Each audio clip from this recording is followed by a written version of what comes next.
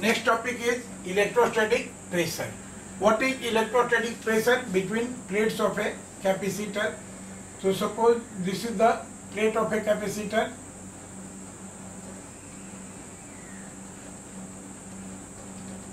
Right? Now distance between plates of capacitor is D. A is area of plate. This is given plus Q and this is given minus Q. इस पर ये हुआ. तो हम जानते हैं कि फोर्स के लिए देखिए what is force between plate of capacitor. इसके लिए निकाले हैं कि force between plates of capacitor is minus q square by 2 epsilon naught और यहाँ पर आ जाता है ए. राइट, 2 एप्सिलॉन नॉट ए.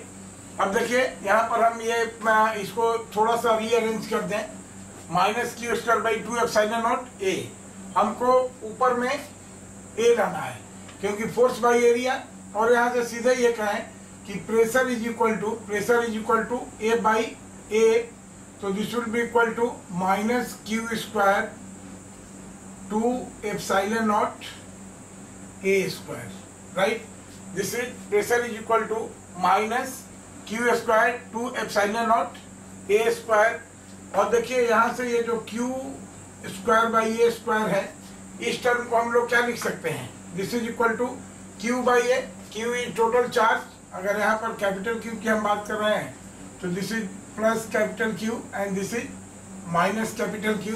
तो क्यू बाई ए क्या है? इसकी चार्ज डेंसिटी हो गई सिग्मा. तो this is minus sigma square by 2 epsilon not. Now this is the expression for electrostatic pressure on the plates of a capacitor, and this can also be written as, यहाँ से अगर हम in terms of electric field करें तो this can be, इसको आपको बताया गया है पहले भी, और ऐसे आप ये कर लिए half epsilon naught E square. In terms of electric field this is half epsilon naught E square.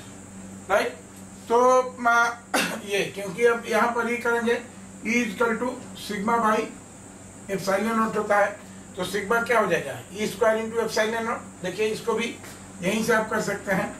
इस टर्म को आप ये कर सकते हैं कि दिस इज माइनस सिग्मा को लिख सकते हैं एप्सिलॉन नॉट इंटू ई, और उसका स्क्वायर है तो epsilon not square into E square divided by 2 epsilon naught. और देखिए ये एप्सिलॉन नॉट का स्क्वायर कट गया है यहाँ से, तो half epsilon naught E square. ये हो जाएगा आपका इलेक्ट्रोस्टैटिक प्रेशर. ओके.